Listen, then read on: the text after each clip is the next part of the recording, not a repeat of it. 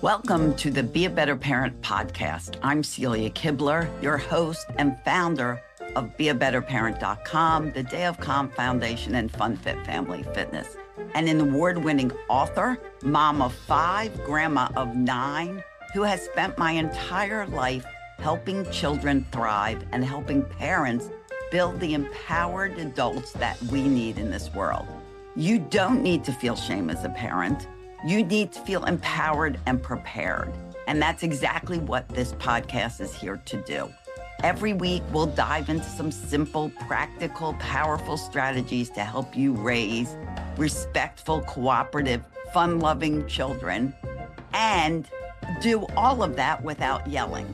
We'll also hear from some leading experts in a variety of fields that will support you and give your family the tools they need for everyday life, approaching all the stages and phases of your child's world. I'm so grateful you're here. Your commitment to being a better parent will truly change this world. So thank you for joining, and let's get started.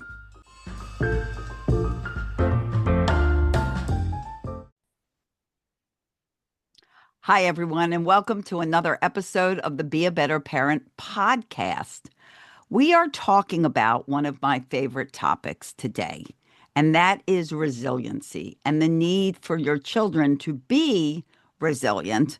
Often, parents don't know what that means, and they just say, oh, yeah, I'm making my children resilient. They don't have a clue what they're doing, and that's okay because we're not here to shame you. We're here to help you. And, parenting it gets a bad rap. I've been saying this a lot lately because I feel like it gets a bad rap. So our job here is to support you, give you tools, and make you a better parent, as the name says. So I bring to you the great, wonderful Stacy Schaffer, MALPC, those are her letters, a dedicated children's therapist in Arvada, Colorado. And she's coming here with more than 20 years of experience. And her dog, which we will meet at some point of time, her wonderful little dog, Willow, and who she takes with her many places. He's a movie star. And we're going to talk about resilience. We're going to talk about her book. We're going to talk about kids thriving. Stacy, welcome to the Be a Better Parent podcast. Yes, thank you for having me. I'm so excited to be here. Oh, and I'm thrilled to have you. I love having conversation with you. You're full of energy, and we love energy. And as I said before, I've had my coffee, lots of energy.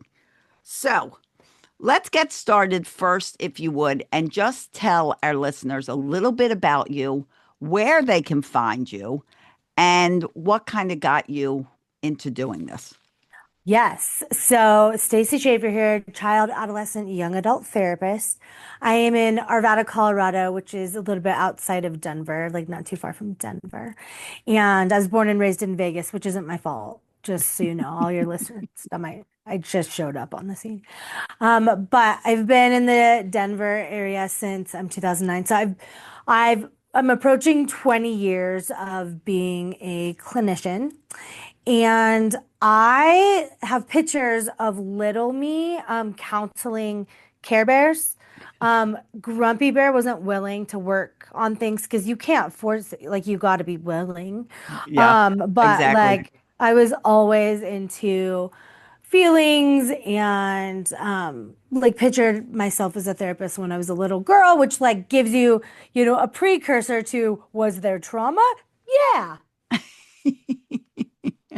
That is so funny. It's funny because you say that. And when I was little, I always wanted to be a teacher. Like, I have strong memories of sitting in second grade, teaching my friends how to draw because I was always interested in art.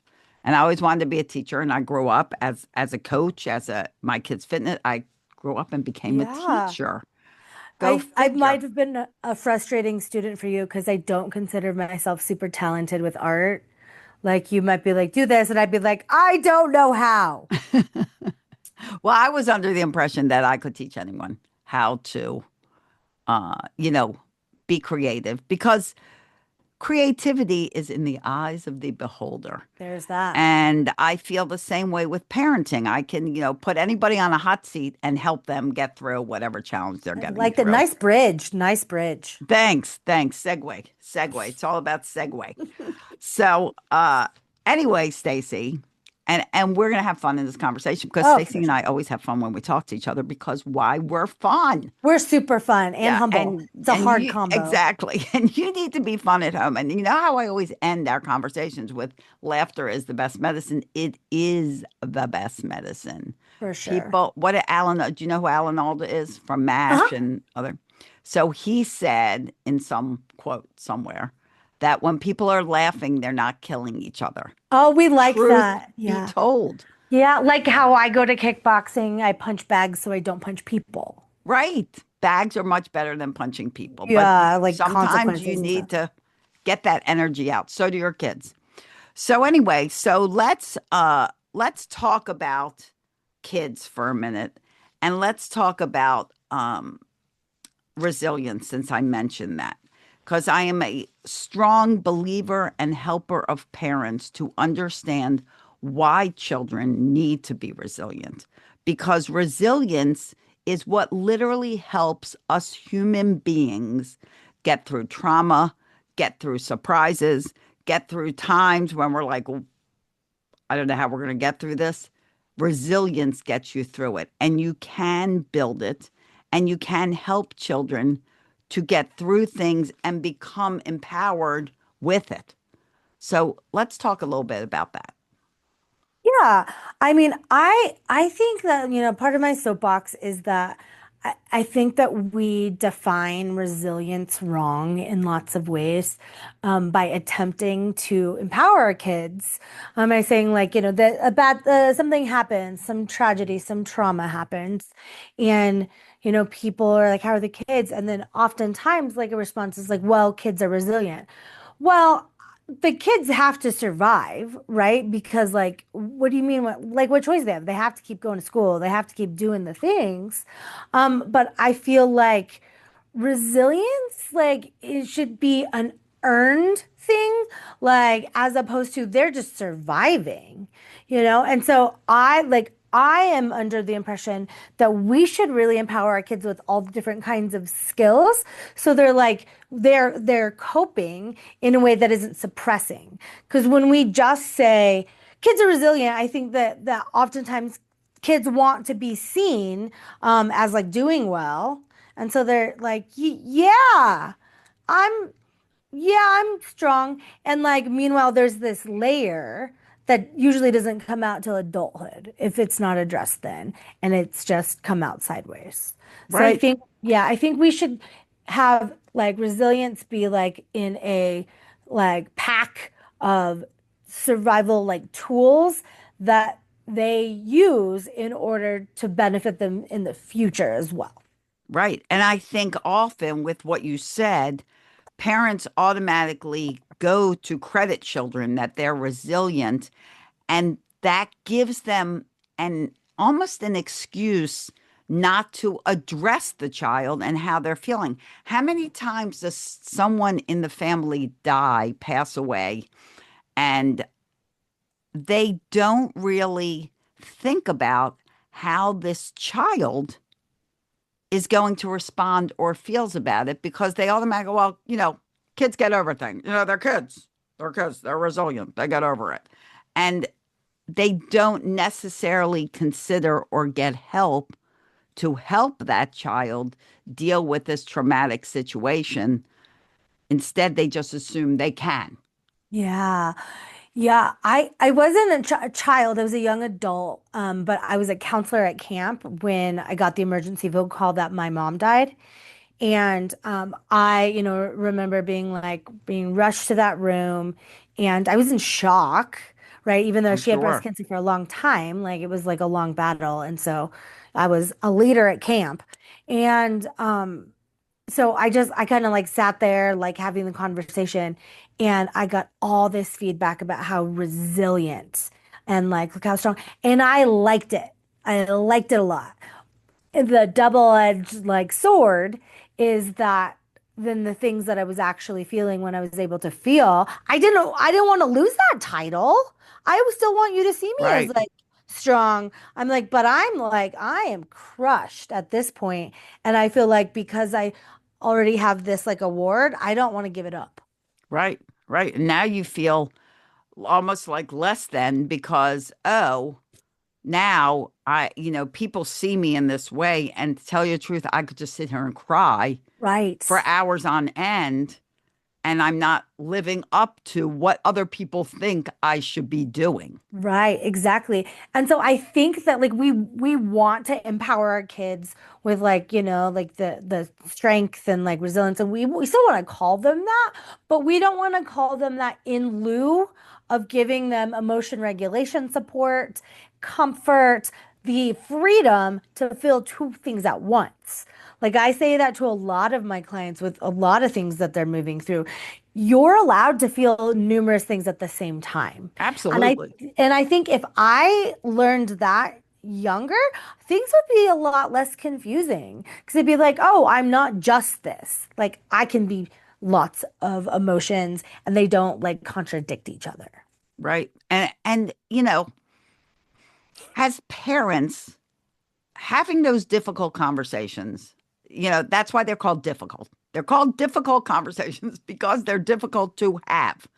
But often because parents will kind of credit children's resiliency and credit their ability to, be flexible and deal with things, they avoid these conversations that they should be having with their children because in reality, children's brains being underdeveloped, they are not prepared to deal with every single thing. They aren't, oh, they'll snap out of it. They're good. They're going to be fine.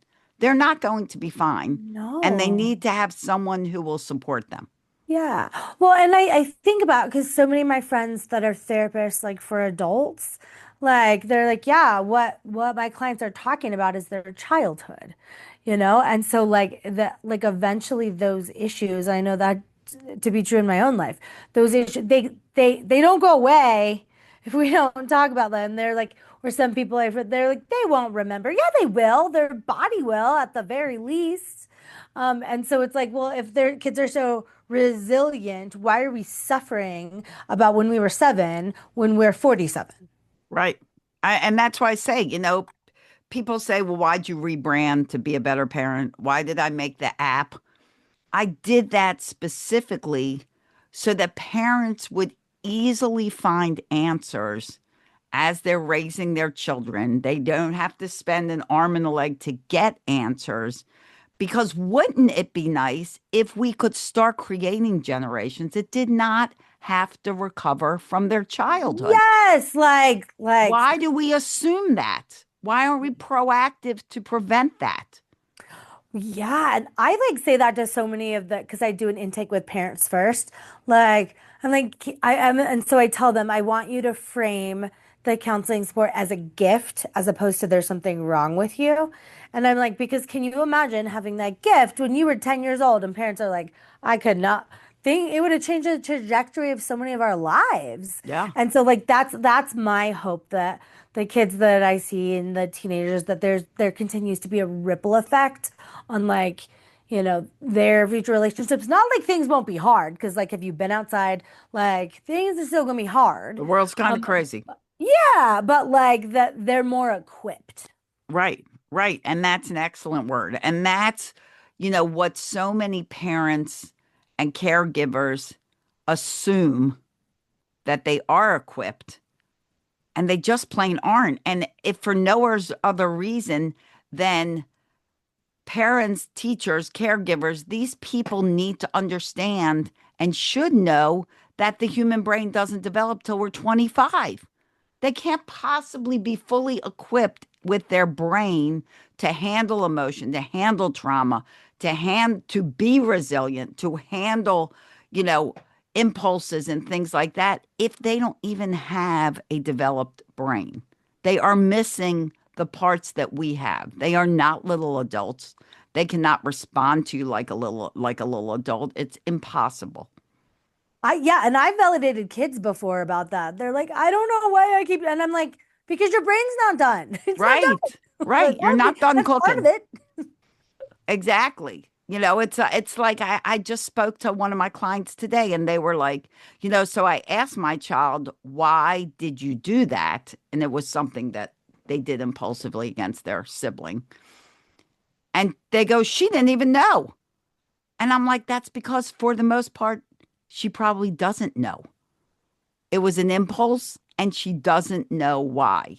Like I always tell parents, probably one of the least productive questions you can ask your child is, why did you do that? Because so many times they don't have a clue. And then parents get mad. Of course, you know why. No, well, No, honestly, they may not literally know don't. why. They're like, give me a couple more minutes and I'll forget like the Right. thing in the first place. Exactly. Exactly. It's, there's so much that parents need to know. And I think the shame of it is society, in a way, shames parents. Number one, they kind of create the scenario that everything is a parent's fault. But in the same light, they'll shame parents for getting help. Well, don't you know how to parent? I knew how to parent. My kids came out perfectly fine. My generational cycles of yelling and screaming and abuse are right, following an order, and I came out okay. Well, did you? And why wouldn't you find a better way? Right. Why wouldn't you figure out, how can I help my child deal with life, have the tools they need to go through life happily? We want them to be happy, not fearfully, you know, but being able to be, like you say, equipped with what they need to handle all kinds of situations, because life presents all kinds of situations. Yeah, well, I feel like so much respect for like your listeners, like my client parents, people who pick up my book, because even just the act of like tuning in to something like that is better than previous generations. Right. You're You know? willing to learn. Like what, like I said, my mom died when I was 22. She'd be so confused about my profession. Like, what do you mean you talk about feelings of kids all day? Like, what do you mean? And so I'm like, the act of wanting to do better to me is huge. Yeah. Yeah. And that's all you can ask for somebody from somebody. All you can ask from somebody, and all you can encourage your children. Well, there's a lot you can encourage your children to do, but one very important thing you can encourage your child to do is to realize that nobody knows everything. And we Yeah. should be learning something new every day. You can have a conversation around the dinner table. So, what did you learn today? Everybody tells something new they learned today, including you parents. You share what you learned new today, because if you are always in an environment in your family of learning and reading and getting to know more things, you are always improving. And it's not about being perfect. It's about making progress. And if you're here listening to this podcast, if you're reading Stacy's book, With Love from a Child Therapist, we'll just throw that in and then we'll talk about that in a minute. If you're reading my book, Raising Happy Toddlers, How to Build Great Parenting Skills and Stop Yelling at Your Kids, if you download the app, if you join our community, these are all things that are going to empower you as a parent, so you are feeling more confident and you are equipped with the tools that you need to be equipped with. So often we yell because we're frustrated, overwhelmed, and we don't have another way to handle the situation. Here, you're becoming proactive.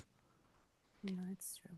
So, Stacy, this is a good segue on your book, With Love from a Child Therapist. Would you tell us a little bit about that book, who it's Yes. geared towards, and what it's about? Yes. So, There is the something that, beautiful purple cover yes, because, as because Stacy and I talked about, she's all about purple I'm all about purple. Easy to shop for, easy to find in a crowd. and royal.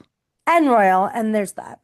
Um, so my book is really a combination of things, but it started. The idea started forming about a decade or so ago where I kept hearing similar things from kids, like feedback that wouldn't necessarily make it to the parents because it's not violating like any hurt yourself, someone else, someone's hurting you laws. But like just different things like I don't like it when my mom slams the doors and then says nothing's wrong. And I'm like, would you be open to me sharing that with mom? And they're like, no, like she'll just say I'm the worst parent ever, and then she'll be mad that I told you. And so stuff like that, that like little like That shame whatever. cycle.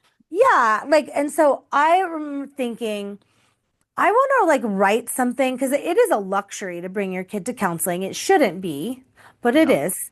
And people that don't have access for whatever reason, I'd love for them to have, support, just what I'm seeing on my side of the couch. And then around the same time, about a decade ago, I started doing my own healing work from my traumatic childhood. Like I didn't talk about it for like several decades. And to anyone.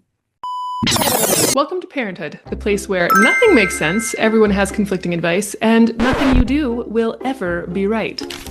Are you sick of feeling guilty about what you do, what you think you should do, whatever you're going to take someone's advice and you do that and that doesn't work and you feel like everybody has a comment, everybody has an opinion, whether you want it or you don't want it, you open up the internet and all of a sudden the thing you thought was right was wrong.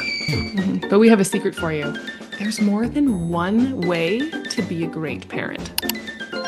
And we are here together working as a team to help you. We've created the podcast, Raising Eyebrows. And this is your weekly dose of sanity in a world of parenting clickbait. So That's it. the end. The end.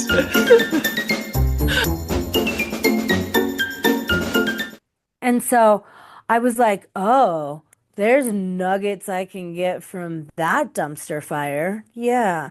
So it's like my book is a combination of things I've seen and through the eyes of the lens of someone who could have used therapeutic supports at 3, at 10, all of those ages.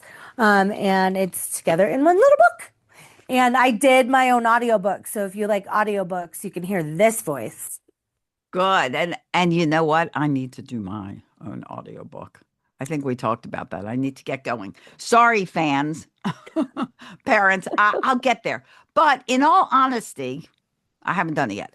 But in more honesty, my book, because it's a manual, I wrote it like a manual, like for your dishwasher, but this is for your kids.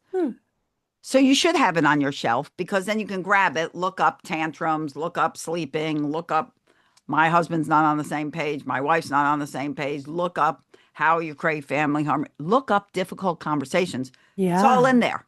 There's a chapter on everything. Play, having fun, because a lot of parents, and this probably won't surprise you, Stacy, because of the onset of electronics and screens, they no longer remember how they can help their children have fun without a screen. And they will ask me, so, well, what do we do instead of having a screen? And I'll say, well, some parents did have screens as children, but, we didn't even have TV, basically. we did. We had black and white TV, did we? And then we had color. I mean, I remember the onset of color TV. And I'm not even sure we had black and white TV when I was a baby, but we did when I was around 2 years old. And it's like the things we used to do as kids aren't doing as much of because the automatic is a screen. Oh, They're for not sure. running around outside. They're not playing with balls. I did a little, I'm doing a workshop now, which you guys can't join because you won't hear this in time, but you can join if you find out about it.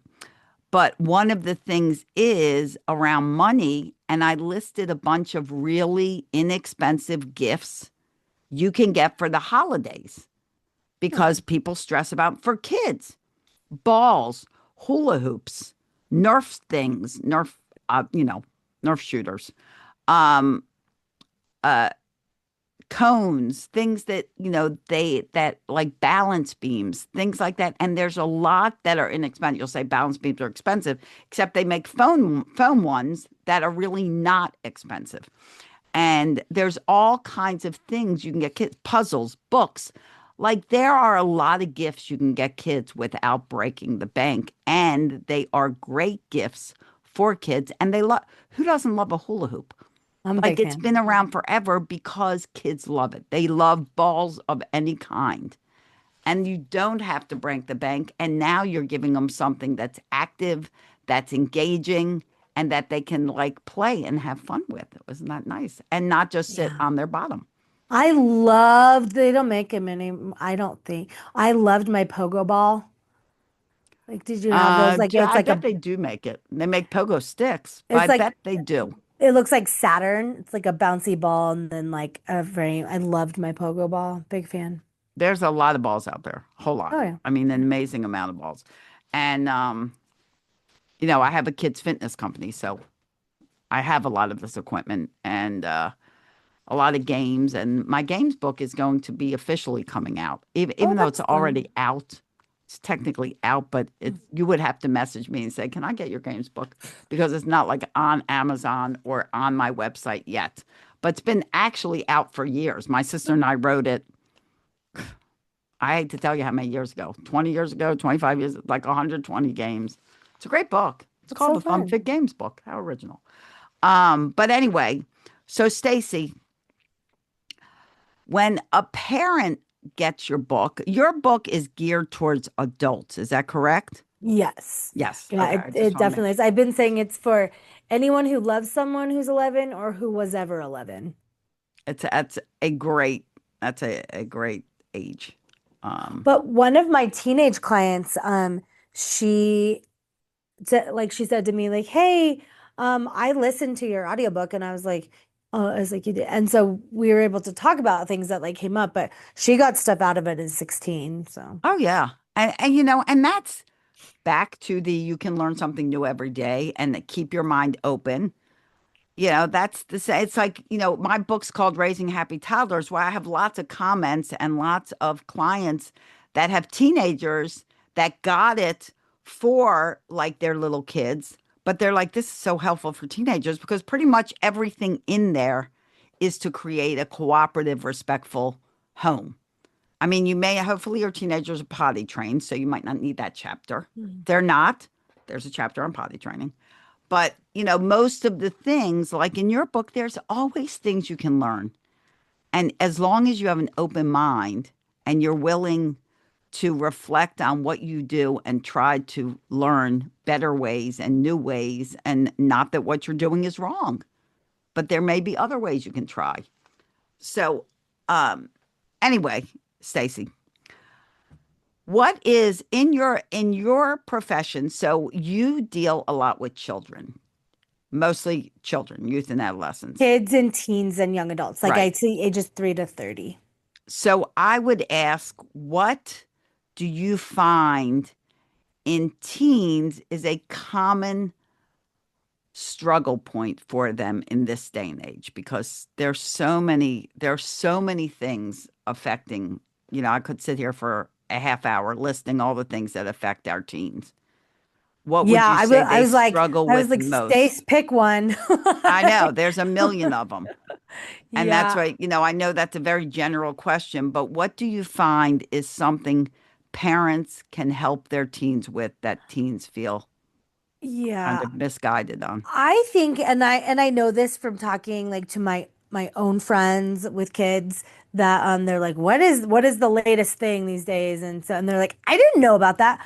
I feel like we are often undereducated about current trends and what is happening online, because it's scary. Mhm. And I am not in the camp of monitor their every move, because I think that that just makes kids sneakier.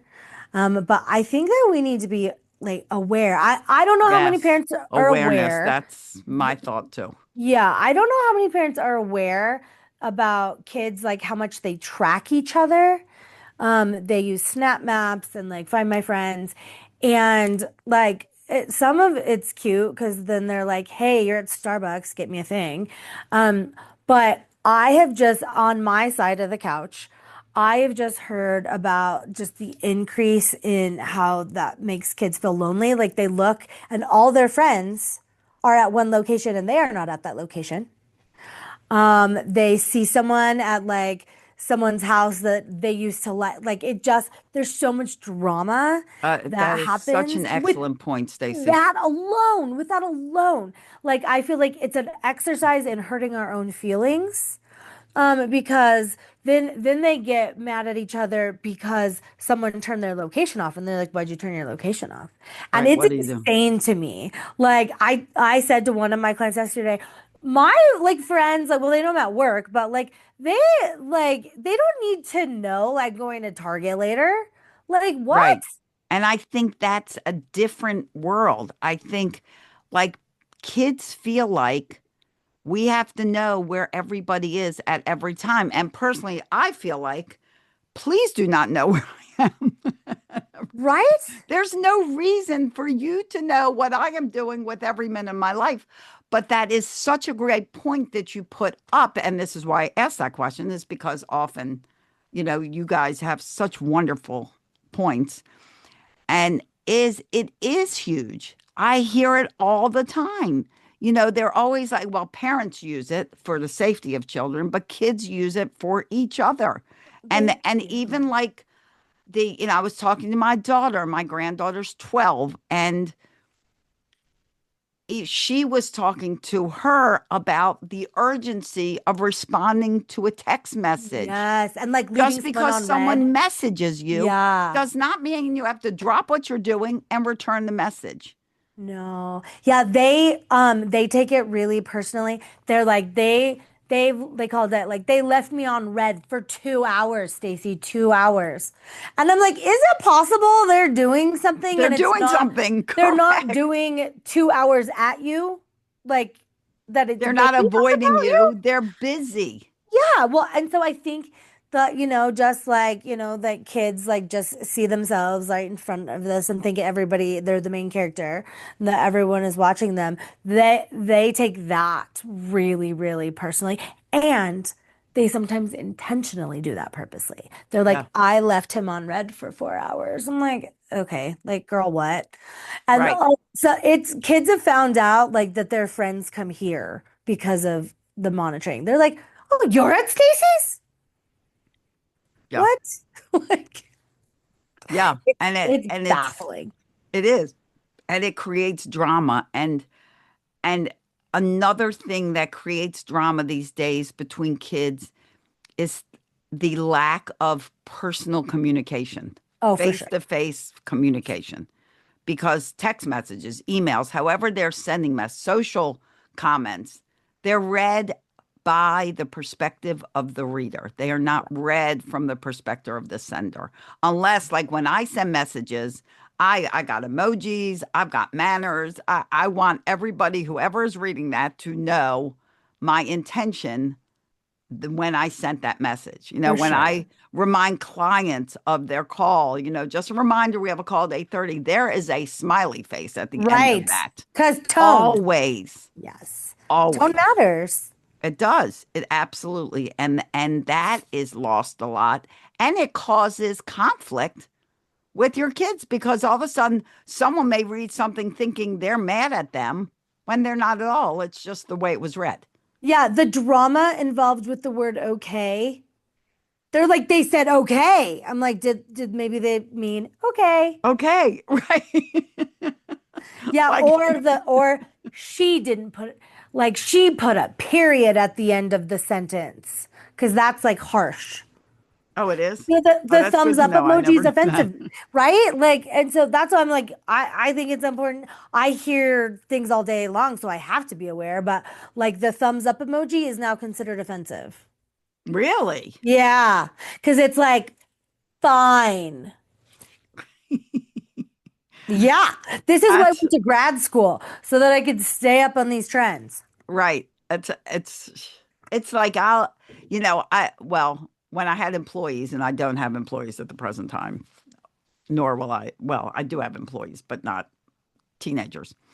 But when I had teenager employees, when I ran camps and birthday parties and all those things, um, I would say, and there were phones. I would say, if I send you a message, like the beauty of a text message is you don't even have to say, okay.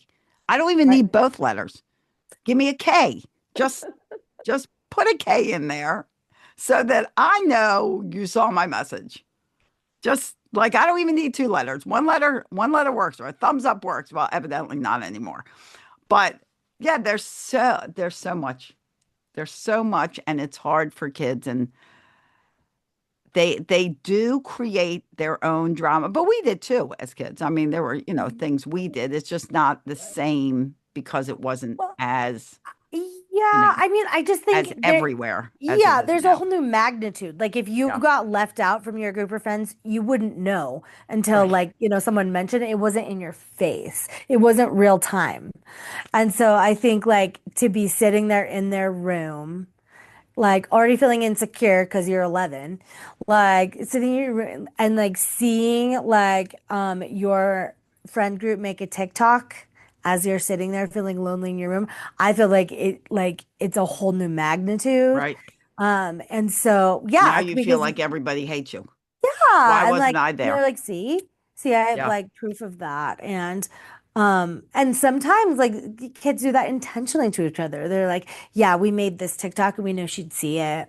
Right. Like they're just, kids have always been mean.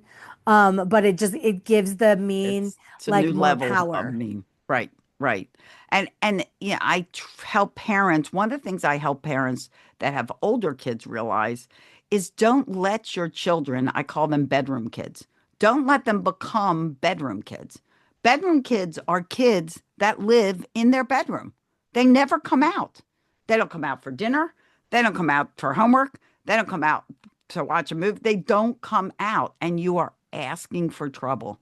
And, you know, please, please be intentional with the time you spend with your children Mhm. and the time they spend with you. It's don't just walk into their bedroom and go, oh, hey, did you have a good day at school? Yeah, yeah, goodbye. End of conversation.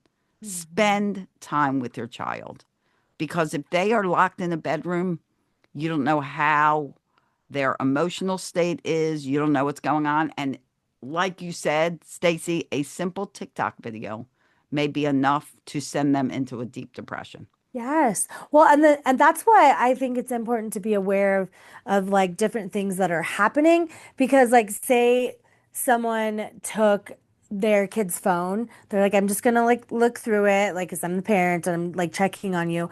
Some of the things wouldn't stand out as alarms, like the Find My Friends thing.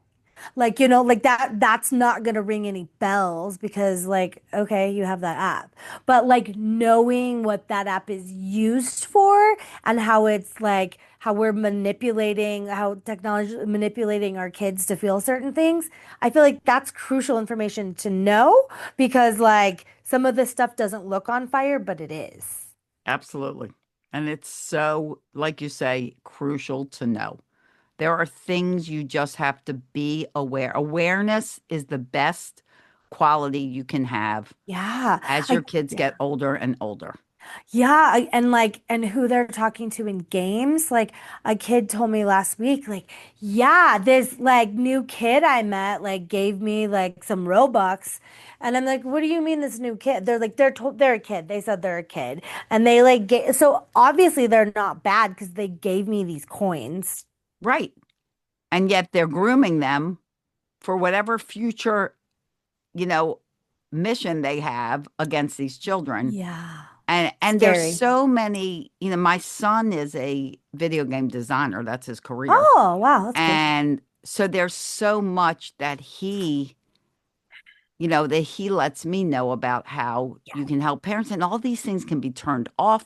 They can be, you don't have to have chats. Right. You can have chats with people there's so much technology based around that, but Yes, it's worthless if you're not aware of it and you absolutely. trust everything. It's Right. And sad like, that we yeah. can't trust everything, but we Well, can. and like And you know, the theory, like, and there are lots of parents for good reason that say, like, I trust my kid. Well, I trust your kid too. I don't trust it out Right. there. It's not exactly. Like, It's like when when, I would drive kids around when my kids were younger, and I always wore a seatbelt. And my kids that their friends would go, "Well, don't you trust yourself? Why are you wearing a seatbelt?" I said, "I trust myself perfectly. It's the 30,000 other people on the road that I don't yeah, trust. I don't know what they're doing."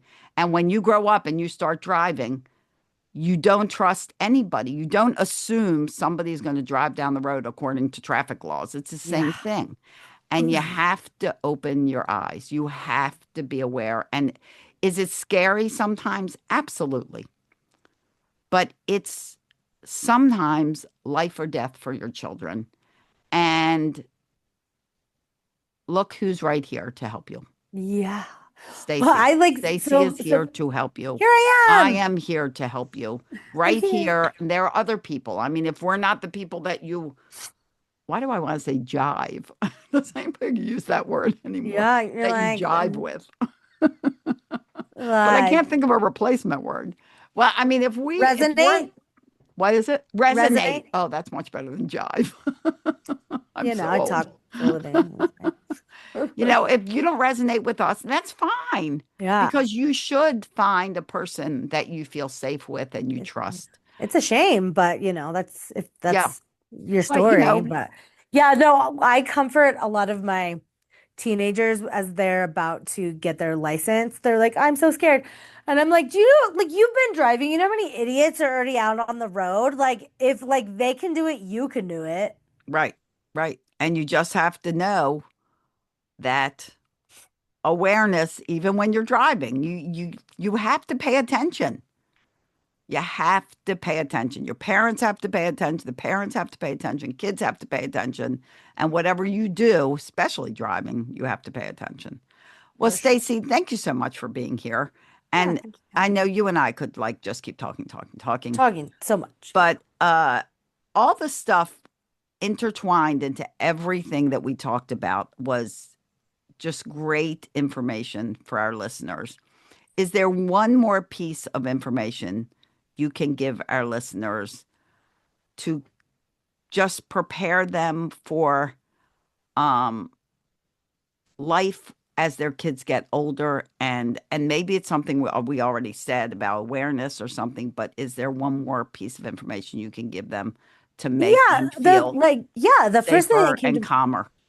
yeah, the first thing that came to my mind that I wrote about in my book um, is that a good question for kids is help me understand what it's like to be you. I love Because that. I think, yeah, in my chapter, hashtag truth bombs, wrote like that sometimes we try so hard to be relatable that we become unrelatable. So, like, I'll say to kids, like, I don't get what, I mean, that's a whole separate conversation about school safety, but I don't get going to school in 2025. Help me understand what it feels like. And so I think that sometimes parents say, in trying to make a bridge, they say, I was a kid once too. Well, yeah, we all had insecurity grades teachers, but it's a different time.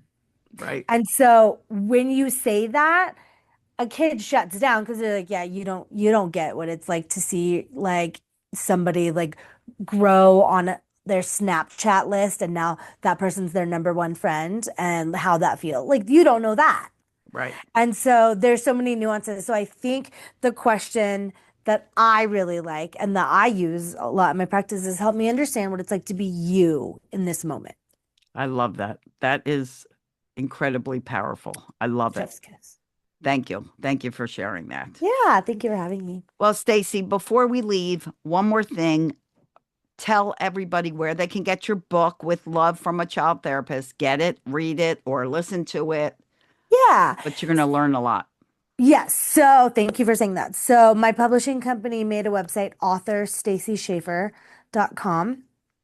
And there's a little bit about my book, and then there's a link to buy my book, and it is available on Amazon, Barnes and Noble, Audible, Spotify, any of the places you would find books. I believe it is free on Spotify Premium. So fun fact. And then, like I said, it's me narrating. So if you liked this, boys, there's lots of hours of that in the book. And then there's also a contact me like form on my website, like you tip that goes directly to me. Good. So if you're concerned, if you just need to know more, reach out to Stacy, reach out to me, reach out to someone. It's literally, guys, it's a sign of courage to ask for help. For It sure. is not weakness. It is not a poor reflection on you. Everybody should ask for help because the only way we're going to raise really competent, self-sufficient, worthy, confident, what a mess, all the things, kind, compassionate grown-ups is for us to feel good about what we're doing in bringing them and raising them up to be that adult that's going to make us a better world. So, Stacy, thank you for being here so much. Yeah, thank you for having me. It was a joy. And to all of you, go to beabetterparent.com, download the app, become a member. We have two great memberships. One is basic membership. The second is not even $50 a month, and you even less if you get the year price because you save 2 months. Full of support. We have hot seats. We have 2 Q&A group coaching sessions a month. We have a live masterclass every month, and you get a full back office of all this support in addition to this app that you can ask any question to at any time of the day and get an answer as if it's coming out of my mouth with my 40 plus years of experience. So get it. Beabetterparent.com, Be a Better Parent, the app, and just feel confident, feel great. Don't feel bad about yourself. Don't listen to the people that want you to feel like, oh, the whole world is your problem. Let's all just make the world a better place because don't we all just want to be a better parent? So, to all of you, thank you for being here. I know I speak for Stacy when I say we're very grateful for your time. If this helped you, please share it out. Leave us a comment. Let us know how much you liked it. And it will also help someone else looking through a podcast saying, oh, I think I'll watch this one. So do that for us, please. And in the meantime, I wish you all days filled with peace, love, tons of laughter. Really is the best medicine. Things are funny. You're funny. Your kids are funny. Have a laugh. It'll make you feel wonderful. And I'll see you here next time on the Be a Better Parent podcast. Bye-bye, everybody.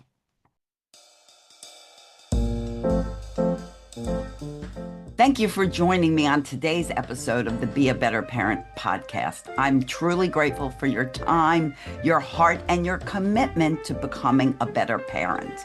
Remember, you don't have to feel shame as a parent. You deserve to feel empowered and prepared for whatever challenges come your way, and that's what I'm here to help you with. If today's episode really helped and supported you, please feel free to share it with another friend or family member, another parent who also needs the help and encouragement today. And be sure to visit beabetterparent.com to explore all of the parenting services, our new app, our new community, and the resources that give you the ability to stay calm, stay connected, and stay happy and create that family harmony you're really looking for through all the stages and phases of parenting. You're doing an incredible job. Keep going. Keep being the best parent you can be, and I'll see you in the next episode. Bye-bye.